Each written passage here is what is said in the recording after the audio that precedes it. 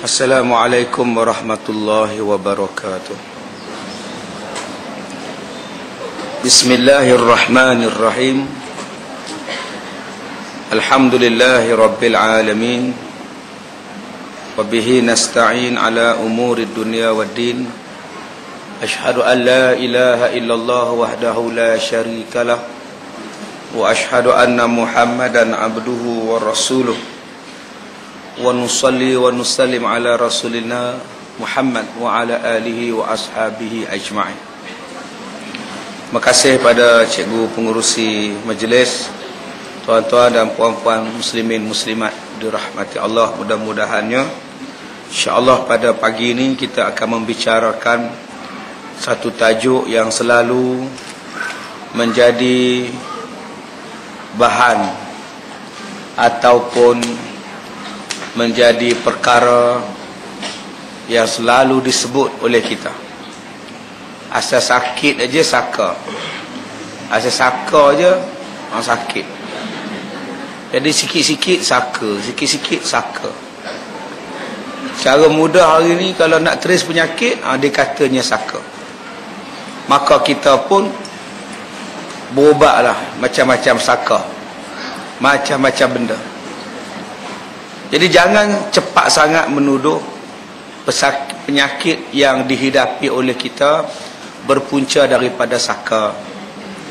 Kerana saka ni benda syirik, saka ni benda khurafat.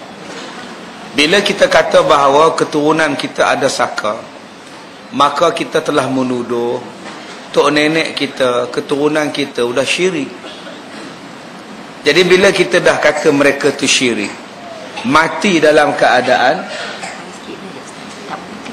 depan sikit, tak kuat ke? Tak kuat, minta edition tolong ejah. Ni dah rapat kan? Pernah sana mulut lah. Minta technician masjid bagi kuat sikit. Baik. Jadi bila kita tuduh tok nenek kita memelihara saka, dan saka tu sekarang dah bertukar kepada kita, maka kita telah pun mengatakan bahawa tok nenek kita itu syirik. Dan syirik ini satu dosa. Kalau mati pun tak taubat, dosanya tidak akan diampun oleh Allah di hari kiamat. Inna syirka la zulmun azim. Jadi kalau dah dosa tak diampun, buat apa lagi tuan-tuan ziarah kubur tok nenek? Tak payahlah baca Yasin dah. Tak payahlah buat kenduri arwah dah. Tak payahlah pergi kubur. Sebab dah tok nenek mati ke syirik. Buat apa lagi pergi? Sebab itu saya katakan tadi, jangan cepat sangat bila sakit kita kata saka. Bila sakit kita percaya cakap bomoh, kita kata awak ni saka. Maka kita pun dah percaya. Dan bila percaya, kita telah menuduh tok nenek kita memelihara hantu, memelihara jin dan diwariskan kepada kita. Maka bila kita dah menuduh tok nenek kita syirik, maka hukumnya berdosa lah. Tah betul ke tak betul tok nenek kita bela. Jadi tugas syaitan ini, tugas iblis ini ialah untuk menyesatkan kita, dan tugasnya juga ialah untuk memutuskan hubungan rahim, hubungan silaturahim. Bila kita dah tuduh tok nenek kita bela hantu raya, maknanya kita dah menuduh mereka tanpa usul periksa, dan kita telah memutuskan hubungan rahim.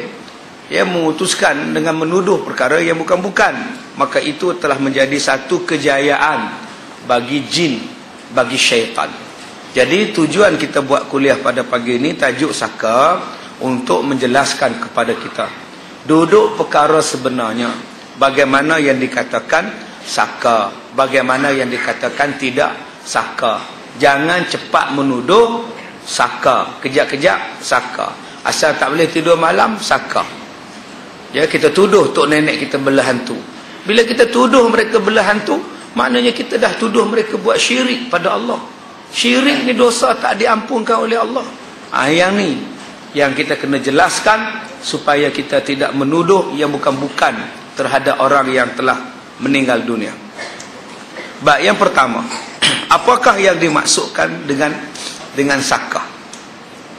Saka ialah jin yang telah berada dalam tubuh manusia yang sudah sekian lama, yang memang duduk dalam badan manusia tu telah sekian lama dijadikan rumah tangganya, dan sehinggalah sebati dengan diri orang itu. Bila sebati sampailah kadang-kadang orang tu dah mati pun nampak macam masih hidup, sebab dah terlalu lama duduk dalam badan. Sampai mati pun nampak masih lagi macam hidup. Mata bergerak, kita tengok makannya lalu, tapi badan dah busuk, badan dah kurus kering, tapi kita tengok potensi makan dia menyelerakan. Kadang-kadang siang ni tidur, tengah-tengah malam dia bangun duduk cokong elok je. Jadi yang ini dipanggil dah sebati dengan tuan punya badan itu. Jadi saka ini sebenarnya ialah jin yang dibelah, jin yang dijadikan sebagai kawan, yang dijadikan sebagai warisan, yang dijadikan sebagai pembantu. Dan saka ini berlaku dengan cara sedar atau tidak sedar. Dia telah mewarisi dan diwarisi. Ada jenis saka yang sedar. Dia sedar yang dia ada saka. Macam mana dia boleh sedar yang dia ada saka? Bila opah dia, bila mak dia, bila tok wan dia sendiri mengatakan bahawa aku dah nak mati, aku dah tak sanggup nak bela, sekarang kamulah pula tugas kamu bela. Maknanya orang tadi pun sedar yang dia ambil. Kadang dia ambil keris. Keris ni kamu kena perasap tiap-tiap malam Jumaat. Kadang-kadang dia ambil cocok sanggul. Ya, bagi orang perempuan selalunya cocok sanggul, orang tua-tua dulu. Bagi orang lelaki selalunya keris ataupun barangan-barangan lama. Ya, selalunya keris lah. Selain daripada barangan lama ni, barangan antik. Itu jenis saka yang dia sedar yang dia ada saka. Jenis yang kedua ialah dia tidak sedar yang dia ada saka. Dia tak sedar, dia tak tahu yang dia mewarisi. Tiba-tiba je dia sakit, tiba-tiba je dia boleh ngubah orang, tiba-tiba je dia pandai bersilat. Yang ni jenis yang tak sedar. Jadi macam mana dia dapat saka sedangkan dia tidak sedar? Jadi saka ini selalunya datang ketika dia mimpi. Dia tak tahu alamat mimpi itu, lalu dia bermimpi. Dan selalunya mimpi dalam bentuk saka, mewarisi saka. Mimpinya ialah mimpi menyusukan budak kecil. Ya, mimpi menyusukan budak kecil, bukan dengan susu botol, dengan badan dia lah, dengan susu badan. Dipeluknya budak tu dengan kasih sayang, dibaginya susu dalam mimpi. Maka secara tak langsung dia telah pun mewarisi saka tanpa dia sedar. Okey. Ataupun kadang-kadang dalam mimpi dia mendapat doa, mentera, jampi, dan dibacanya, diikutnya jampi dan mentera dalam mimpi itu. Jadi itu akhirnya dia tak perasan yang dia tu ada saka. Dia ingat dia tak ada anak, dia menyusukan budak, dia kata tak lama lagi aku dapat anak lah. Dah mimpi menyusu budak. Jadi dia seronok dengan mimpi itu. Padahal mimpi itu memberi maksud dia telah pun menerima saka daripada keturunan dia dalam bentuk mimpi. Jadi ini dua jenis bagaimana saka itu mendampingi kita. Satu, kita sedar, kita masa hidup dia kita terima, kita jamu dia makan. Selalu kita jamu makan dengan beretik, selalu kita jamu makan dengan darah, selalu kita jamu makan dengan perasap kemian. Bagi orang perempuan selalunya dihisap darahnya di bahagian kaki misalnya. Dan ada saka yang membenarkan dirinya disetubuhi oleh saka itu sebagai tanda pertukaran pertukaran geran, tukar nama. Dia tak payah pergi JPJ tukar nama. Pertukarannya hanya tidur dengan jin. Jin bersetubuh dengan dia, maka dia pun jadi tuan kepada jin yang bersetubuh dengan dia. Dan setengah saya katakan tadi, yang kedua ialah dalam bentuk yang kita tak tahu kita ni ada saka. Dia datang dalam bentuk mimpi, dia datang dalam bentuk sakit, dia datang dalam bentuk kita boleh ngubah orang. Tiba-tiba je kita boleh ngubah orang, tiba-tiba je kita boleh jadi bidan. Padahal kita bukannya belajar ilmu kebidanan. Kita tengok orang bersalin pun takut, kita pun takut bersalin. Tiba-tiba kita jadi bidan, boleh nguruk orang, pandai nguruk, pandai apa semua. Maknanya kita dah dapat saka. Jadi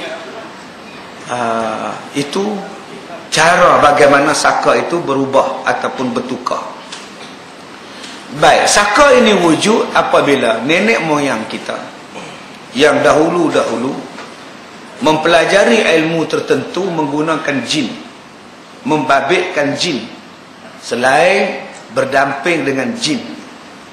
Maka apabila tuan punya jin tadi meninggal dunia, jinnya masih belum meninggal dunia. Sebab jin itu umurnya panjang. Memang Allah panjangkan umur jin, umur syaitan, melebihi panjang manusia. Ada yang 1000 tahun, ada 500 tahun, ada yang lebih 1000 tahun. Sebab itu dalam hadis-hadis menceritakan tentang rupa paras jin. Ada jin yang dah terlalu tua sehinggalah dagunya dah sampai ke lantai, bongkoknya sampai ke lantai dah dagunya. Maknanya dah tua, melengkung badan tu, bongkok dagunya dah sampai ke lantai. Tuanya, hidupnya, panjangnya umur. Jadi bila dia buat perjanjian dengan jin tadi, tuan punya jin tadi meninggal, pemilik dia tuan tadi meninggal, jin tadi masih lagi hidup. Dan bila ada pertalian perjanjian dengan tuan tadi, maka dia nak supaya dia diwarisi. Maka datanglah kepadanya untuk mendampingi keturunan tuan dia itu. Nanti kita akan belajar bagaimanakah keturunan-keturunan yang dipilih mendampingi jin tersebut. Bukan semua anak cucu dapat saka. Dia ada kategori-kategori dia yang tertentu untuk dapatkan jin ini. Dia bukan semua orang boleh dapat. Dia ada jenis anak-anak, jenis cucu cicit yang tertentu. Baik. Saka terbahagi kepada beberapa bahagian. Saka terbahagi kepada beberapa bahagian. Pertama, saka perubatan. Bila dia memilih jin yang digunakan untuk mengubah orang, maka dia pun jadi bomo, dia jadi pengamal perubatan. Maka orang yang berubat menggunakan saka jin, cara dia tuan-tuan nak kenal ialah ketika dia mengubat, dia menurun. Dia menurun, itulah orang yang mempunyai saka dalam perubatan. Jadi segala benda yang dia menurun itu jin yang beritahu pada dia. Orang ni sakit apa, siapa buat, ubatnya macam mana. Jadi dalam menurun tu dia dapat tahu. Sebab jin dah masuk dalam badan dia, maka jin tadi mengkabarkan pada kita apa penyakit dan sebagainya. Itu saka perubatan. Bila mati bomo tadi yang menggunakan jin tadi, maka jin tadi akan beralih kepada anak dia atau cucu dia pula. Dan cucunya yang tak pernah belajar jadi bomo, tiba-tiba boleh mengubah orang. Dia pun boleh menurun sekali pula. Sebab jin tadi telah bertukar kepada dia. Ini dipanggil saka perubatan. Dan paling mudah saya katakan tadi, nak mengenal saka perubatan, dia ialah apabila mengubat, dia menurun. Menurun betul-betul ya, bukan buat-buat menurun. Sebab ada bomo yang buat-buat menurun. Artompen nama dia. Ya, itu cerita Doremi. Dia bukan menurun, dia buat gede, dia bukan menurun. Pulut kuning dia pas kat belakang. Ayam golek dia pasing kat belakang. Pi Ramli duk tunggu kat belakang. Itu pun bohong. Bomoh macam tu bohong. Tuan-tuan nak tahu dia bohong ataupun tidak, senang je tuan-tuan cubit dia. Waktu dia tengah mendorong, tuan-tuan cubit dia. Kalau kata aduh sakit, confirm bohong. Tapi kalau dia tengah menurun, dia tak sedar, dengan telur dia makan. Ada bomoh yang makan telur. Telur yang kampung dengan taik-taik tu dia makan sekali. Dengan taik-taik ayam tu dia makan sekali. Telur yang kampung prak tertelan. Nak apa dia tanya? Ni confirm dia guna sakah. Selain daripada perubatan dia yang menggunakan semua peralatan yang sejenis warna. Perubatan dia menggunakan warna sejenis. Kain kuning, baju kuning, kelambu kuning, lilin kuning, semua kuning. Maka itu adalah perubatan yang menggunakan sakah. Yang kedua, sakah jenis silat. Ya, sakah silat yang dipakai oleh orang-orang yang mengamalkan ilmu persilatan. Yang mengamalkan ilmu persilatan. Maka di dalam ilmu persilatan tadi dia menggunakan jin untuk menimbulkan kegerunan pada orang. Maka jin sakar ini bila dia damping, kadang-kadang dia takluk, kadang-kadang dia kebal, kadang-kadang dia tak luka. Jadi menimbulkan kehairanan pada masyarakat. Akhirnya masyarakat pun sibuk nak belajar ilmu persilatan daripada dia. Padahal dia bukan kebal, dia bukan hebat, tapi kerana dia memelihara sakar, dia lumur minyak macam mana pun tak terbakar. Dia rendam tangan dia dalam minyak menggelegak pun tak terbakar. Maka ini adalah ilmu yang berkaitan dengan sakar. Yang ketiga, sakar menjaga keselamatan keluarga. Yang ni yang kita panggil sebagai hantu raya. Okey, hantu raya yang diguna untuk jaga kebun, buat kerja. Maka kalau dia balik kampung, dia pergi ke mana-mana, maka kau nampak macam tuan punya rumah, tuan punya ladang tu ada di kebun. Kadang senja-senja kita boleh tengok dia angkat kayu balak seorang-seorang dia. Dan yang ini yang bila dia mati, kita nampak disesembah, padahal dia dah mati. Anak kita balik universiti, sampai di kampung waktu dah senja. Anak kita nampak orang tua ni duduk isap okok daun. Kita balik ke rumah, anak balik ke rumah, beritahu mak, nampak Pak Mat Tempe tadi, bagi salam pun tak jawab. Pak Mat Tempe mana? Pak Mat Tempe kan dia mati aksiden langgar motorkar. Apa aksidennya mak? Tadi nampak dia isap okok daun. Jadi mak dia kata udah mati, bapak kata udah mati Pak Mat Tempe. Demam anak kita tu seminggu. Yang ni saka jenis membela untuk keselamatan diri, keselamatan keluarga, menjaga kebun-kebun. Ini dipanggil sebagai saka. Dan orang Melayu suka panggilnya hantu raya. Okey, hantu raya. Yang keempat, saka untuk perbidanan. Ilmu-ilmu yang berkaitan dengan bidan.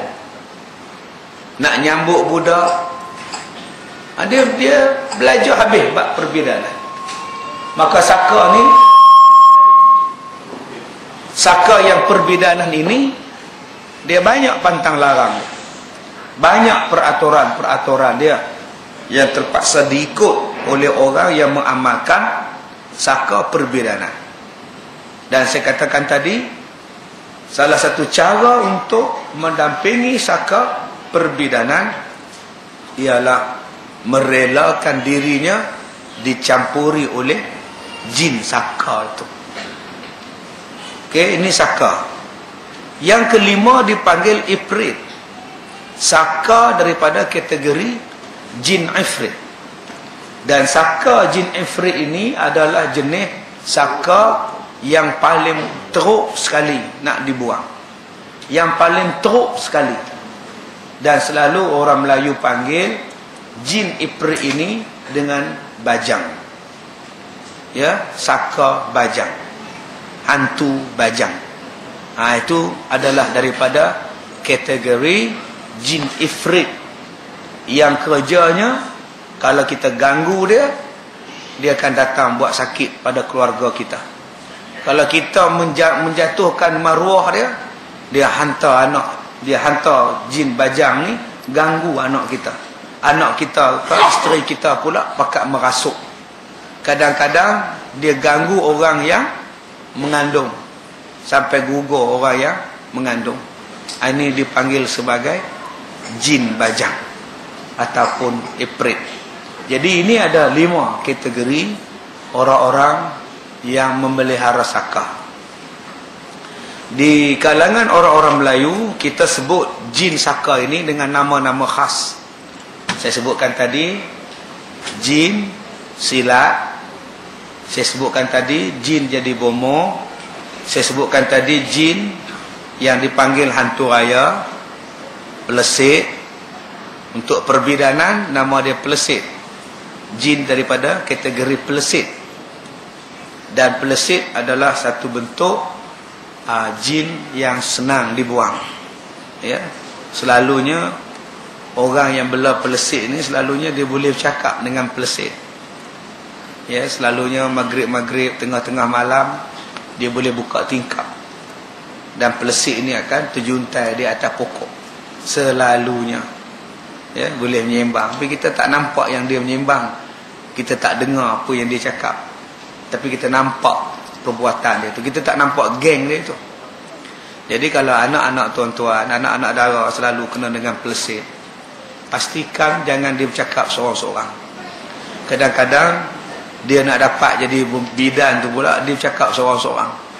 Dia boleh bersunyi-sunyian, dia boleh duduk seorang-seorang dalam bilik, lama-lama dia bercakap. Kadang-kadang dia nampak benda ini. Jadi kalau sampai pada satu tahap mereka dah boleh berkomunikasi, dah boleh bercakap, itu adalah satu tahap yang dah kritikal. Ya, dah jadi member dah. Pelesit tu dah jadi member dah. Jadi pastikan benda ni tidak berlaku pada anak-anak perempuan, anak-anak gadis kita. Baik. Kemudian dia juga dipanggil dengan nama polong. Okey, orang Melayu panggil dia dengan nama polong. Apa bentuk sekalipun, polong ke, pontianak sundal malam ke, apa benda ke, hantu Kak Limah ke, semuanya itu terdiri daripada jin dan syaitan. Cuma orang Melayu saja yang mengklasifikasikan nama-nama itu. Dan toyol tidak dikategorikan sebagai saka. Saya ulang balik, toyol tidak dikategorikan sebagai saka. Okey. Baik. Jadi yang saka ini kebanyakan jenis-jenis yang saya kata tadi. Hantu raya, pelesit, polong, bajang, ifrit itu. Tapi untuk kategori toyol, selalunya orang tak mewarisi toyol. Orang lepas dia mati, toyol dia biarkan begitu. Toyol jenis curi harta orang. Dia tak buat benda-benda yang mendampingi. Tetapi ada juga kategori toyol yang diwarisi oleh anak beranak dia. Tapi sangat jarang kita jumpa saka toyol. Sangat jarang. Yang kita jumpa selalu saka pelesit, hantu raya. Yang ni dah umum. Umum. Lepas mati mak, lepas mati opah, lepas mati orang tua-tua, kita dengar macam-macam. Dengar cakar dekat dinding, dengar orang berjalan, anak kita menangis, kita pula sakit, tiap-tiap malam mimpi tak elok. Ya, kadang-kadang kita nampak kelibat orang tua kita yang dah mati berjalan balik. Orang kampung bagi tahu bahawa berjumpa mak kita pergi duduk kat kubur, jumpa arwah bapa dekat pondok bah. Iaitu yang tu kebanyakan dia ialah pelesit ataupun hantu raya. Yang ni saya pernah jumpa di satu kampung, dia tak jadi pelesit, dia tak jadi hantu raya, dia jadi pocong. Ya, selepas kematian dia. Dia bomo, lepas dia mati, orang nampak dia berjalan dalam keadaan pakai pocong. Jadi bila saya pergi ceramah di masjid ni, orang kampung minta tolong. Dia kata, ustaz, kami dah takut. Malam-malam kami tak berani keluar. Memang nampak dia melompat, lompat. Budak tengah lepak di pondok bas, lari bertempiaran. Jadi aman kampung ni dalam sebulan. Anak-anak muda tak keluar rumah sebab pocong.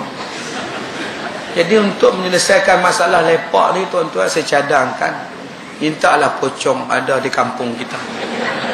Jadi insya-Allah lah budak-budak tak keluar malam, main gitar, kaisak dada, hidu gam. Tengah duk hidu dia main tumpang, lari budak-budak. Jadi yang ni pernah saya buat, saya pernah jumpa, dan kita baca Yasin 3 malam Jumaat. Seluruh kampung kita panggil. Kaki masjid ke, kaki tak masjid ke, semua kena main.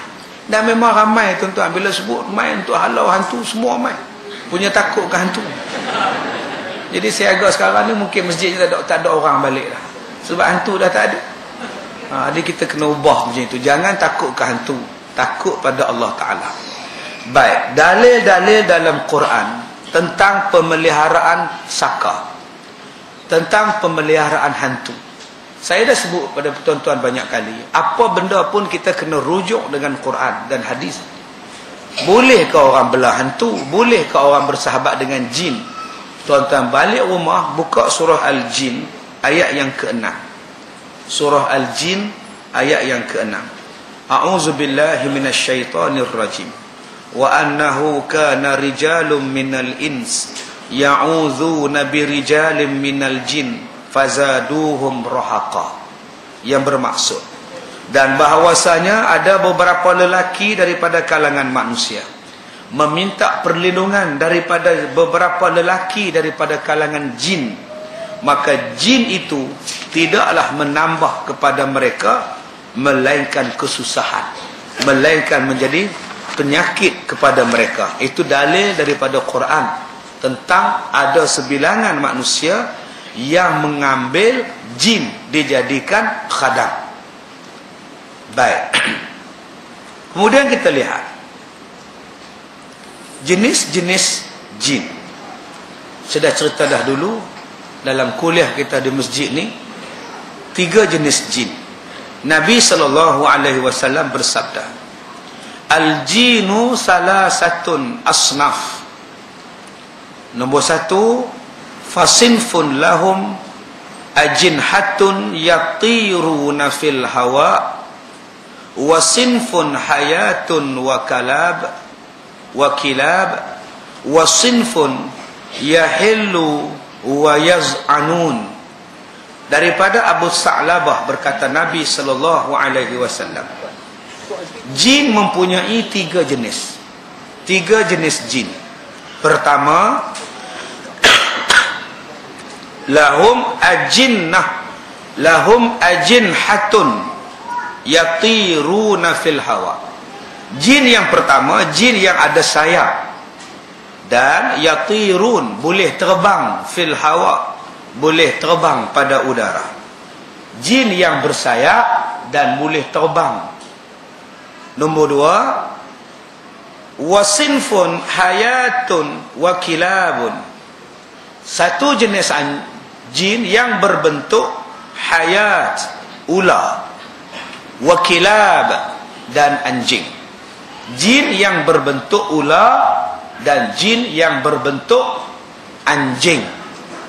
Jadi yang berbentuk ular, dia masuk dalam rumah orang. Okey, sebab tu kita tak heran hari ni ular aja masuk dalam rumah orang. Yang terbaru yang di Teluk Intan tu, ular sawah. Dia ketuk pintu nak masuk. Jadi bersopan sungguh ular sawah. Siap ketuk pintu lagi. Buka-buka ular sawah tu dia besar pada paha lagi. Panjang jelah. Jadi ular yang masuk dalam rumah orang ni, dia tak ketuk pintu. Dia ular jin. Dia tak masuk ketuk pintu. Dia masuk tak tahu kok mana. Tiba-tiba je dia dalam rumah. Dan saya kata dah pada tuan-tuan, matanya tidak berkelip. Okey. Kalau dia duduk di tepi dinding dengan lantai, dia akan duduk memanjang. Itu ular. Dia tak duduk melengkok, dia duduk memanjang. Dan kadang-kadang dia duduk dalam almari, buka-buka almari, duduk dalam almari kain. Jadi ini ular. Dan Nabi kata jangan bunuh, bagi salam dulu. Kadang-kadang dia bukan jin, kadang-kadang dia ular betul. Jadi kita baca salamun ala Nuhin fil alamin, salamun ala Sulaiman fil alamin. Atau kalau tuan-tuan tidak hafaz, tuan-tuan sendiri cakap bahasa Melayu. Kalau kamu ular betul, kalau kamu jin, kamu keluar. Kalau kamu ular betul, kamu tunggu, aku bunuh kamu. Jadi 3 kali tuan-tuan cakap macam itu, dia masih belum keluar, maknanya itu adalah ular betul, bolehlah dibunuh. Tapi kalau sekalunya jin, dia masuk, tuan-tuan cakap macam itu, dia akan keluar, hilang, tuan-tuan cari tak jumpa. Jadi ular yang nombor jin ini, kalau tuan-tuan bunuh dia, yang inilah yang menimbulkan penyakit pada diri tuan-tuan. Ya, selalunya datang penyakit gatal, penyakit kulit bersisik, penyakit tak hilang-hilang penyakit. Jadi dia balas dendam balik.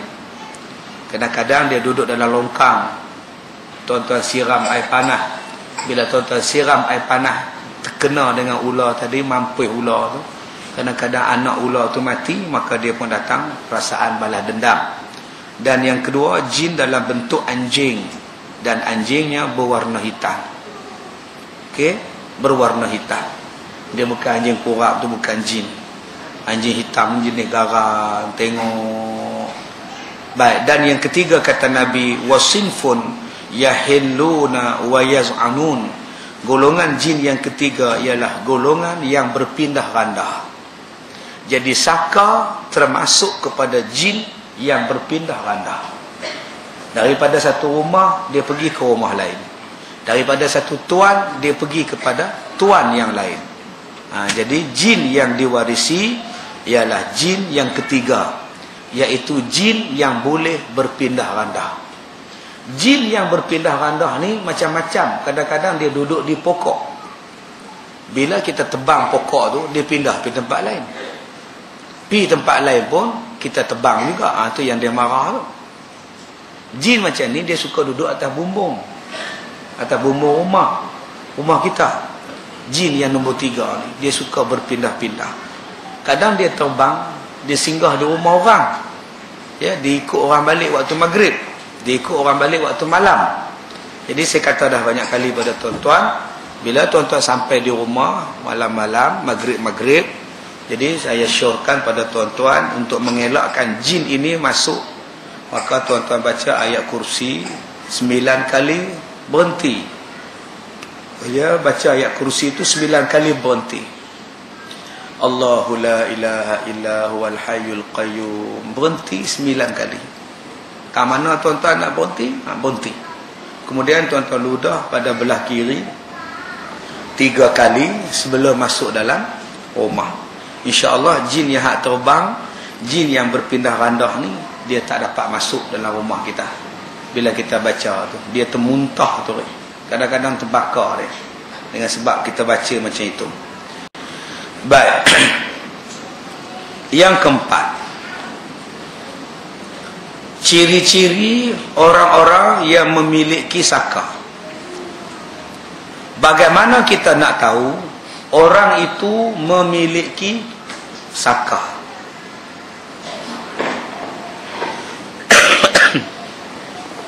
Baik, jadi kita kena belajar tengok macam mana orang yang ada saka. Pertama, kalau dia boleh mengubah orang, maka dia akan menurun di dalam perubatan. Dan bila dia menurun, selalunya dia tak mengaku dia tu jin, dia mengaku dia wali.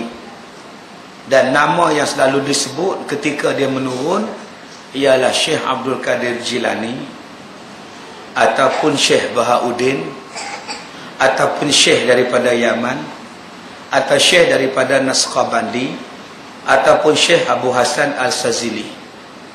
Jadi tuan-tuan berhati-hati.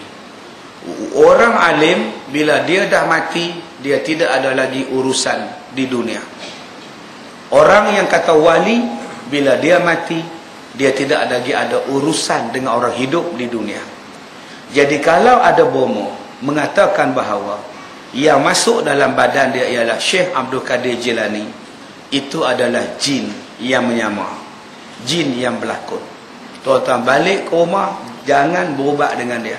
Kalau tuan-tuan berubat dengan dia, tuan-tuan juga jadi syirik, tuan-tuan jadi berdosa besar. Ustaz, kalau saya balik tak jadi apa-apa ke dekat saya? Tak jadi apa-apa. Tuan-tuan tak perlu takut, tak jadi apa-apa.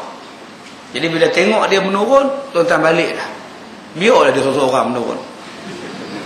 Tengah dia menurun, tuan-tuan balik. Dia bagi pula, nak ke mana itu? Maknanya dia tak menurun itu. Dia tahu kita balik. Orang yang menurun, dia tak sedar kita buat apa. Dia tuan-tuan balik naik kereta, dia tak akan ikut tuan-tuan. Okey, nombor 1. Nombor 2, cara yang nak kenal orang yang mengamalkan saka, yang mempunyai saka, dia mampu berubat menggunakan jampi yang mempunyai unsur syirik dan merosakkan akidah. Dia tak pernah belajar secara khusus untuk menjadi pengamal perubatan. Tiba-tiba dia boleh mengubah orang. Dia boleh berubat guna jampi serapah yang tidak terdapat daripada hadis dan ayat Quran atau daripada ulama-ulama yang muktabar. Tiba-tiba aja jadi bomoh. Jadi tuan-tuan di sini kalau tiba-tiba aja boleh mengubah orang, itu maknanya sakah. Yang ni saya jumpa dekat satu felda. Ya, satu felkra, minta maaf. Satu felkra. Satu orang. Dia dengar ceramah saya pun semua baju dia warna kuning. Samping kuning, kepiah kuning. Apa yang kuning suka mu ni? Kebetulan dia satu kampung dengan saya. Dia tak pernah jadi mengubah orang. Dia tak pernah jadi bomoh sebelum ni. Tiba-tiba dapat bomoh. Dia kata dia dapat bomoh, dia ilmu ni, dia datang dalam mimpi, kata dia. Dia kata dapatkan satu kerih, satu pedang di atas gunung. Dia pun pergi cari atas gunung tu, cari, jumpa sungguh kerih dengan pedang. Siap berbalut kain kuning. Lepas itulah dia kata tiap-tiap malam dia mimpi nak ngubah orang buat macam ni, nak ngubah orang buat macam ni, dia ajar dalam mimpi. Jadi ini adalah sakah syirik. Saya kata pada dia, abang, pulangkan balik pedang, pulangkan balik kerih tu pada tempat asal dia. Itu jin. Janganlah jadi bomoh macam ni, hukum dia syirik pada Allah. Dia kata dia nak tolong orang, tolong pun mesti ikut jalan agama, bukan dengan jalan syirik. Abang jampi apa dekat dia? Tolong bagi tahu kat saya. Jampi apa dekat dia? Apa yang abang bagi dia makan? Sebab orang yang jadi macam itu, dia mesti ada perjanjian. Perjanjian nak bela tadi saya kata dah. Kadang-kadang dia bagi darah. Kadang-kadang dia ambil darah anak dia. Dia benarkan benda tu hisap darah anak dia. Kadang-kadang dia benarkan benda tu bersetubuh dengan isteri dia. Kadang-kadang dia bagi makan malam Jumaat dengan ayam dia, dengan pulut kuning dia, dengan jampi serapah dia, dengan kemian. Mesti orang dia akan buat perjanjian. Jadi kadang-kadang anak jadi mangsa, kadang-kadang isteri jadi mangsa. Akibat kita ambil perjanjian dengan saka ni. Yang ketiga, dia juga membawa jampi yang langsung tidak dapat dipahami. Tadi kita menggunakan unsur-unsur syirik, jampi yang unsur syirik. Dia cakap dalam bahasa Melayu. Sekarang ni dia bercakap dalam satu bahasa yang kita langsung tak faham. Apa bahasa dia? Itu juga tanda-tanda saka. Dan yang keempat, orang yang mengamalkan saka, yang dapat saka, mempunyai kebolehan melakukan perkara-perkara yang bertentangan dengan syariat. Dia buat benda-benda yang pelik-pelik.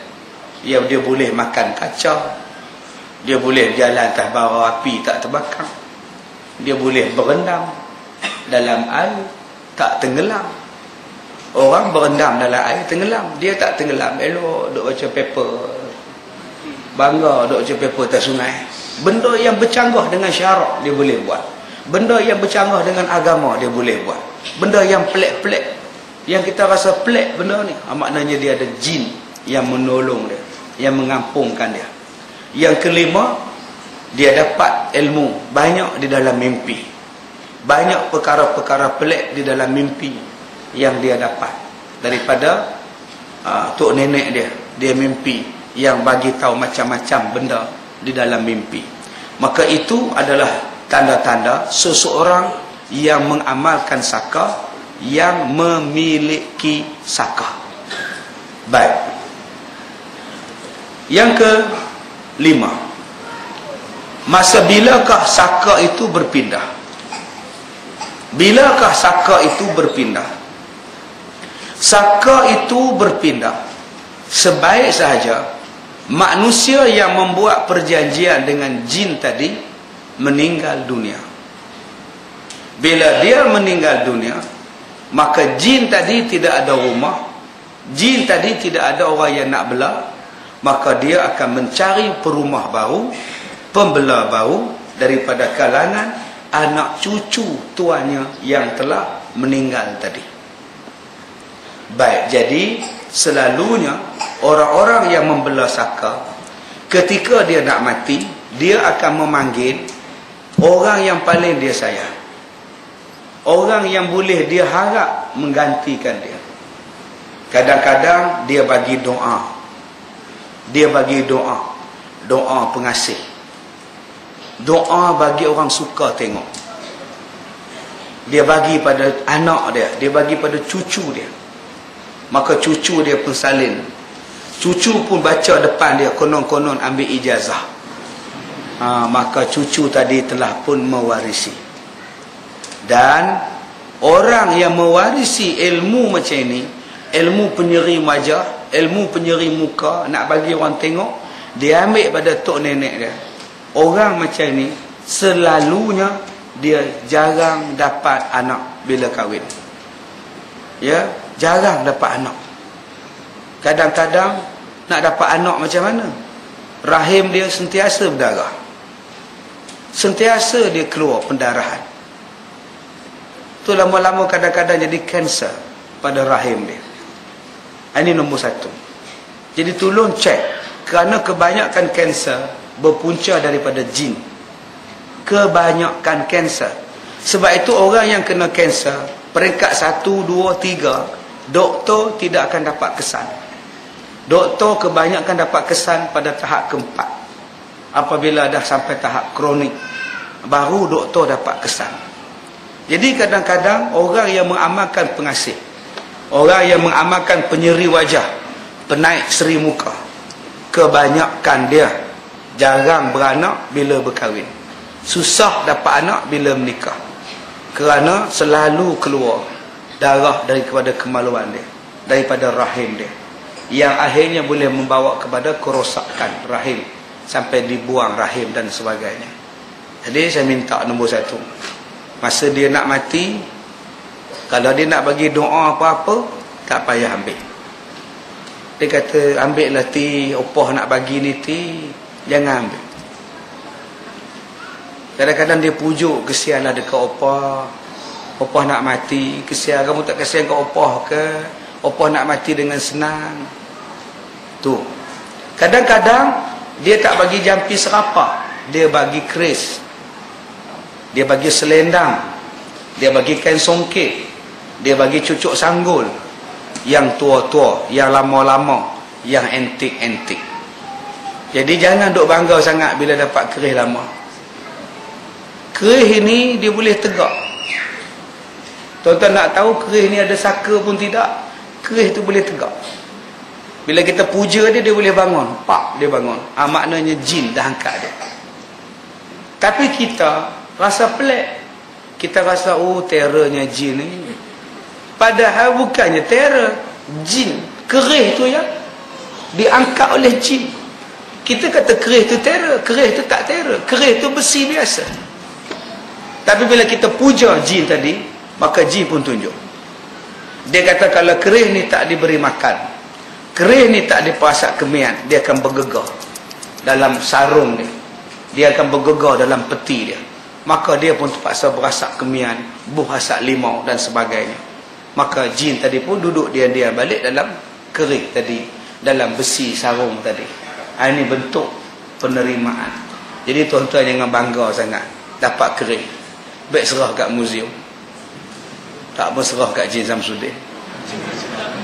dia pengamal, duk simpan kerih-kerih lama, buat sejarah. Pasal salah, bagi kat dia suruh buat. Ya, kadang-kadang dia buat keris itu. Tetapi kadang-kadang keris itu tidak ada hantu. Keris itu tidak ada penunggu, jin. Betul-betul keris lama. Bila tuan-tuan sakit, tuan-tuan pergi mengubat dengan bomo. Bomo akan tanya, ada tak barang lama kamu simpan? Kita kata ada keris. Kamu tak sanggup bela keris itu. Kamu tak sanggup pegang, kamu tak ada ilmu.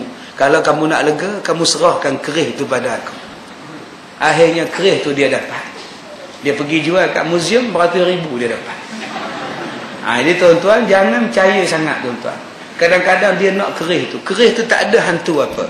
Keris itu tak ada kuasa apa. Tapi dengan sebab tuan-tuan ni sakit, kebetulan sakit, dia akan tanya, ada tak setrika lama, keris lama?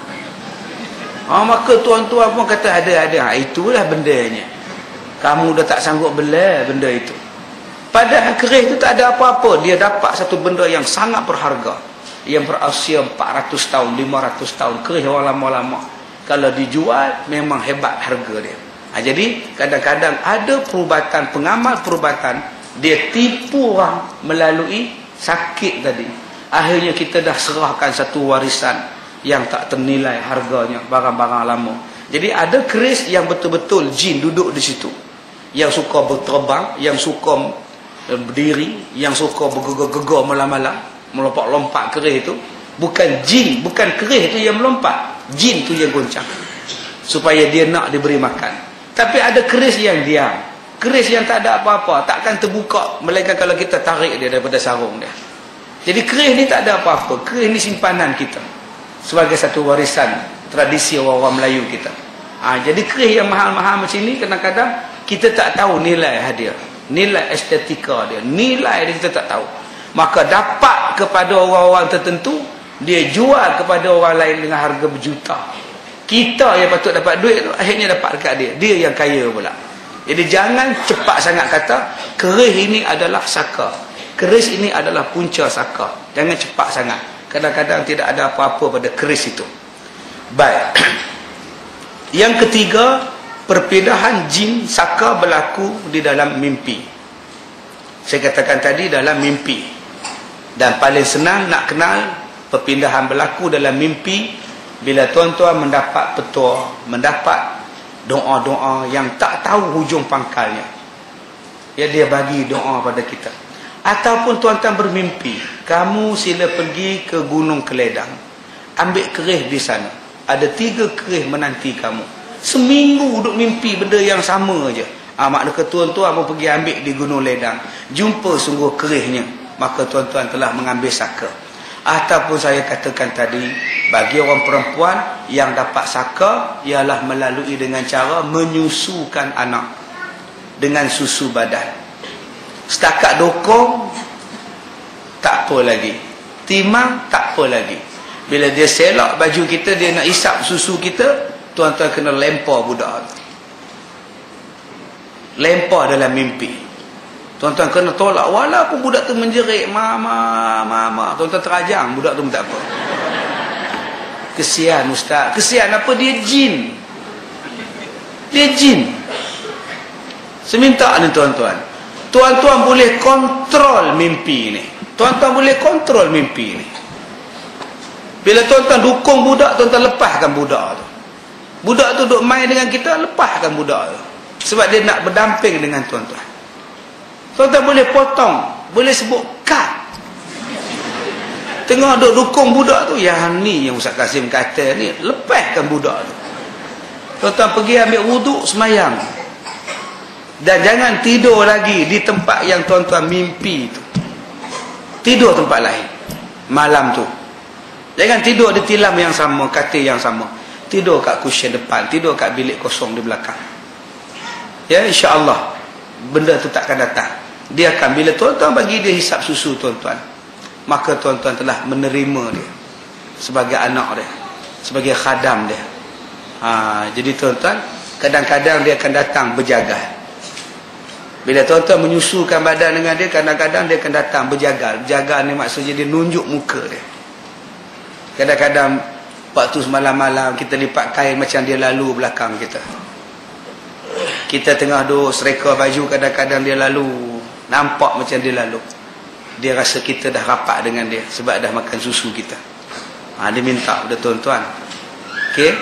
Begitu juga dengan cocok sanggul yang selalu diberi, gelang, barang-barang lama yang diberikan. Baik. Bagaimanakah proses perpindahan jin ini berlaku? Proses perpindahan ini berlaku bila orang yang membelah jin tadi mati, maka benda itu akan berdamping dengan si mati itu. Mayat dia dah mati, tapi jin itu masih berdamping dengan dia. Itu yang saya katakan tadi. Nampak macam mati, nampak macam masih hidup, tapi dah mati. Yang ni banyak sangat saya jumpa. Banyak tuan-tuan. Ada yang saya jumpa di antara belakang badan dia dengan tilam, lapik tilam tu, bila kita gerakkan badan dia, kulit belakang dia dah melekat dekat tilam, dah tertanggal kulit dia. Busuk ni Tuhan saja tahu. Saya jumpa di Pasir Putih, saya jumpa di Pulau Pinang. Dua di Pulau Pinang saya jumpa. Kuruh kering. Tapi bila pegang tangan kita, tak lepas. Bila kita baca doa, pak dia pegang tangan. Dia pegang ni tuan-tuan, 3-4 orang tarik ni, tak lepas. Padahal kuruh kering, jentik pun patah tulang. Tapi dia boleh pegang. Jenuh orang dia tarik, berbekas tangan ni. Kuat gila orang tua ni. Orang tua-tua dulu kata kena buka bumbung. Saya kata nak buka bumbung apa? Di Pulau Pinang tu, rumah dia yang saya pergi, dia rumah flat. Tuan-tuan nak tebuk dinding apa? Bumbung kita lantai orang. Jadi kalau tuan-tuan ada orang-orang yang macam itu dekat rumah tuan-tuan, baca Yasin dah baca, semua dah baca, duduk macam tu juga, saya minta tuan-tuan ambil air kolah masjid sebanyak 17 kolah. Satu kolah satu botol, satu kolah satu botol, satu masjid satu botol. Cari 17 masjid. Bagi dia mandi, minum, kalau boleh mandi lah. InsyaAllah benda tu hilang. Tapi sayang kebanyakan masjid kita sekarang kolah dah tak ada. Ya, udah semuanya paip belaka. Kata kolah payah nyuci ustaz. Oh, budak-budak mandi dalam tu. Burung berak lah, tik burung lah, apa lah. Sekarang kita buat paip senang ustaz. Jadi pulanglah. Ya, tempat wuduk ni barakah. Orang ambil wuduk ni barakah. Kadang-kadang malaikat. Air wuduk tu sentiasa dalam kolah. Jadi kalau boleh ada kolah, kekalkan kolah, buat kolah. Jadi air kolah ni tuan-tuan ambil satu kolah, satu masjid, satu botol. Ambil sebanyak 17 buah masjid. Dan tuan-tuan bagi dia mandi, tuan-tuan bagi dia minum. Untuk orang yang jenis macam ini. Baik. Bila mayatnya dikebumikan, maka saka tadi akan bebas berkeliaran dalam rumah itu. Sebab itu tuan-tuan tak perlu heran, kadang-kadang tuan-tuan nampak, ya, tuan-tuan nampak benda ini sebab umur dia panjang. Tuan-tuan boleh rujuk dalam surah Al-A'raf ayat 14 hingga ayat 16. Allah Ta'ala menyebut, qala anzirni ila yaumi yub'atsun, qala innaka minal munzarin, qala fabima aghwaytani la'aqudanna lahum siratakal mustaqim.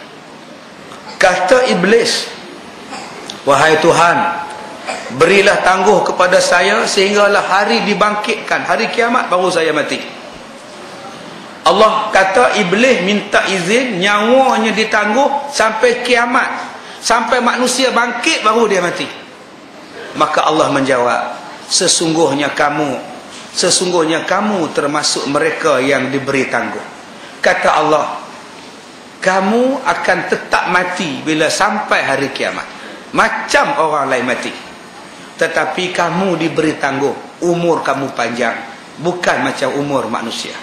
Jadi iblis, Allah kata umur dia panjang, tapi kiamat dia tetap mati. Dan hari kiamat dia akan dibangkitkan macam orang lain dibangkitkan. Maka iblis menjawab, aku akan disebabkan engkau telah menghukumkan saya tersesat, maka saya benar-benar akan menyesatkan manusia daripada jalan engkau yang lurus. Ini adalah perjanjian syaitan. Dia kata, wahai Tuhan, bila engkau kata aku ni sesat, okey, aku terima aku sesat. Aku akan sesatkan seluruh anak cucu Adam daripada jalan engkau yang benar. Ini adalah janji setan. Dan janji ini dia pegang sungguh-sungguh. Sampai ke mati kita pun dia masih lagi nak menyesatkan kita.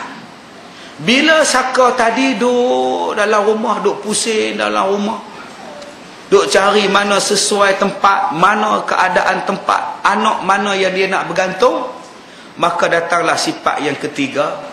Dia akan berpindah kepada anak cucu si mati yang ada mengamalkan jampi-jampi daripada si mati. Dia akan tengok mana dia anak-anak dia yang doa amalkan, mana dia cucu dia, anak cucu dia yang doa amalkan. Doa pengasih tadi, doa nak bela itu, doa nak membagar rumah, doa pelari yang dia ambil daripada si mati. Maka disitulah orangnya yang dia akan berdamping. Sebab tu saya banyak kali sebut pada tuan-tuan dalam kuliah kita di sini, tuan-tuan nak ambil doa, tolong tanya ustaz dulu. Nak ambil doa daripada mana-mana orang tua, tanya dulu tok guru dulu. Jangan terus tuan-tuan amalkan. Kadang-kadang doa itu ialah doa untuk mewarisi Saka. Baik, bila dia dah pergi kepada Saka baru ataupun tuan yang baru, dia kata dia juga boleh pergi kepada anak cucu si mati yang menyimpan barang-barang tinggalan si mati. Kalau orang itu tidak menyimpan barang-barang si mati, barang-barang perubahan, Saka juga boleh berpindah kepada anak cucu yang secara pengamatannya orang itu menjadi harapan kepada si mati. Saya kata dah tadi, orang yang paling dia sayang, si mati sayang pada dia. Kalau sebut silat, si mati doa aja silat dekat yang cucu yang sulung. Yang lain-lain ni dia tak jaga sangat, hanya sulung ni dia jaga. Kadang-kadang Saka akan pergi kepada anak yang dia sayang tadi, atau cucu yang dia bagi perhatian tadi. Ataupun yang terakhir, kadang-kadang Saka secara automatik dia takkan keluar daripada rumah itu, rumah nenek moyang kita tu. Dan sesiapa yang duduk di rumah itu, secara tidak langsung dia telah memelihara Saka itu. Kadang dia tak perlu cari orang lain, dia cari orang yang duduk di rumah itu. Baik, kita mesti rehat sebentar. Selepas ini kita akan masuk mereka yang menjadi sasaran Saka dan tanda-tanda seseorang yang cuba dihampiri oleh Saka. Okey, kita kena belajar. Mungkin kita menjadi sasaran Saka. Jadi kita jumpa balik jam 10.30 pagi. Ya, kita rehat. Jadi saya tengok makin hari makin banyak jualan-jualan. Yang ni yang saya suka. Ya, kita buat, kalau boleh buat pasar minggu setiap hari Sabtu di sini. Jadi saya tengok hari-hari ini makin meningkat, jualan makin meningkat. Jadi tuan-tuan boleh dapatkan CD saya yang terbaru, dan juga boleh dapatkan majalah Anis muka depan saya. Bukan senang Ustaz Kazim duduk muka depan. Jadi tuan-tuan boleh beli majalah Anis buat kenang-kenangan Ustaz Kazim muka depan sekali.